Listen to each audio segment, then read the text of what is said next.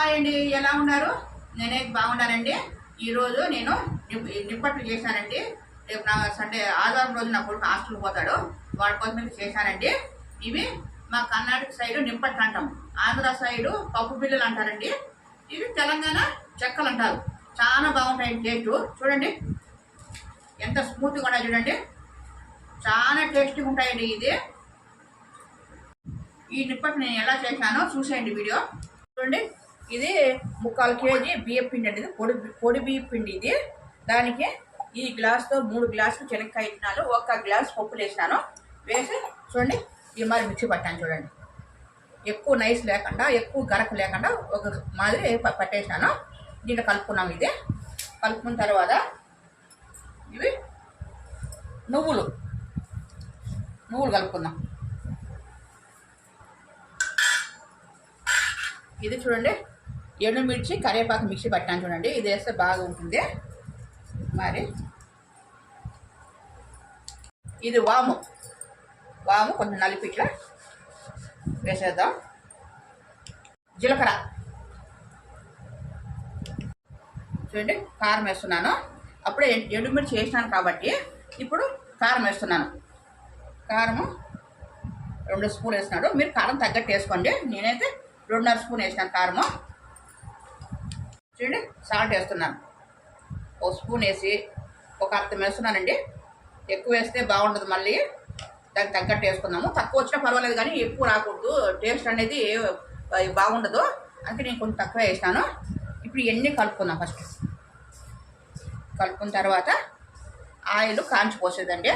నూనె దీని నిండా ఆయిల్ పోసినాను. చూడండి నేను వేడి నూనె పోసి బాగా పిండిలో కలిసిపెట్టేట్టుగా కలుపుకుందాం. చూడండి ఆయిల్ వేడిగా ఉన్నప్పుడు చూసి కలపండి, మళ్ళీ చేయి కాలుతుంది అది. చూడండి ఈ మరి బాగా కలుపుకోవాలి. చూడండి ఆయిల్ అంతా పిండిలో కలిసిపోవాలి, ఆ మరి కలుపుకోవాలండి. ఇది ఇట్లా ఈ మరి ఉంటే కట్టాలి, ఆ మరి కలుపుకుందాము. ఇప్పుడు దీనికి వేడి నీళ్ళు కాంచి కలుపుకుందాము. ఏదైతే వేడి నీళ్ళు కాంచుకున్నానో ఓ మీడియం వరకు కాంచుకోవాలండి. ఎక్కువ హీట్ వద్దు, ఎక్కువ తక్కువ వద్దు, మీడియంగా కాంచుకొని ఇవాళ కలుపుకుందామండి. ఇట్లా వేసి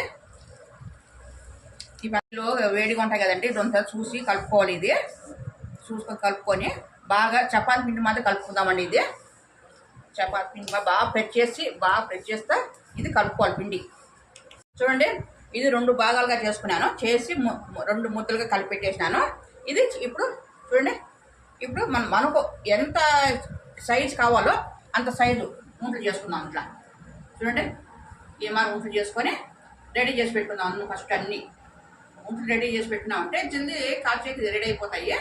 చూడండి ఈ మరి ఉంట్లు అన్నీ చేసి పెట్టుకుందాం. ఫస్ట్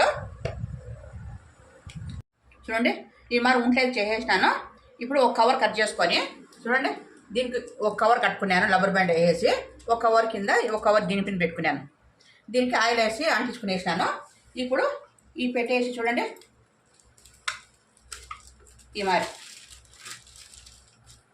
ఈజీగా చేసుకోవచ్చండి. ఇది పెద్ద కష్టమేం లేదు, ఖర్చు తక్కువ.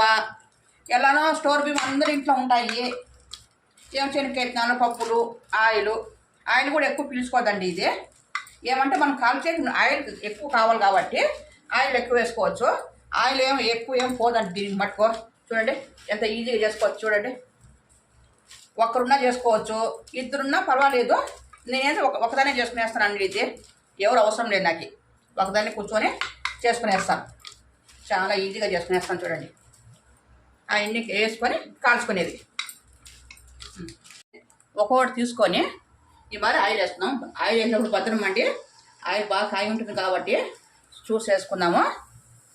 ఇది నా కొడుకు ఫ్రెండ్స్ అడిగినారండి, మీ అమ్మతో ఏమన్నా చేయించుకొని రండి అని చెప్పినారు.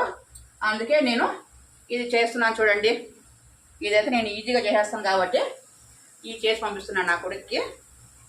ఈ 2 కాలేజ్ కూడా జల్దీ కాలిపోతాయి. చూడండి ఇది ఎక్కువ రిస్క్ లేదు, తొందరగా కాలిపోతాయి ఈ నిప్పట్లు.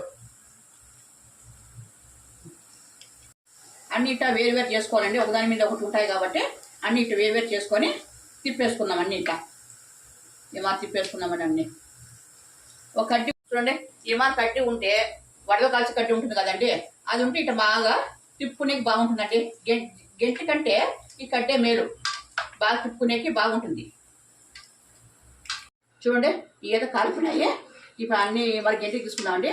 నూనె ఏమైనా ఉంటే అంతా కిందికి వచ్చేస్తుంది. ఒక ప్లేట్లో పెట్టేస్తామంటే ఆయిల్ అంతా కిందికి వచ్చేస్తుంది. చూడండి ఈ బాల్ కింద పెట్టుకుందాం. ఈ బాల్ ప్లేట్లో పెట్టేసుకుంటే ఆయిల్ అంతా ఇంట్లోకి వచ్చేస్తుంది.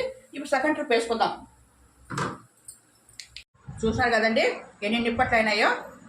ముక్కాలు కేజీ బియ్యము, అర్ధ కేజీ శనక్కాయ విత్తనాలు, ఒక 1/4 కేజీ పప్పులు కానీ చూడండి ఎన్ని నిప్పట్లు అయినాయో. అదే బయట కొనుక్కొచ్చుంటే మనకి ఇంత రేటు రావు కదండి. మనం ఇంట్లో కష్టపడి 2 నిదానమాట చేసుకున్నామంటే ఎన్నైనా చూడండి బాగా తినచ్చు కదండి. ఇంట్లో చేసుకునేది బాగుంటుంది, రుచికి రుచి అన్నిటికి బాగుంటుంది కదండి. మీరు కూడా ట్రై చేయండి. ఎలా ఉందో కామెంట్ బాక్స్లో పెట్టండి. ప్లీజ్ లైక్ చేసి షేర్ చేసి ఒక చిన్న కామెంట్, మంచిదో చెడ్డదో ఒక చిన్న కామెంట్ చేయండి. నా ఛానల్ సబ్స్క్రైబ్ చేసుకోండి.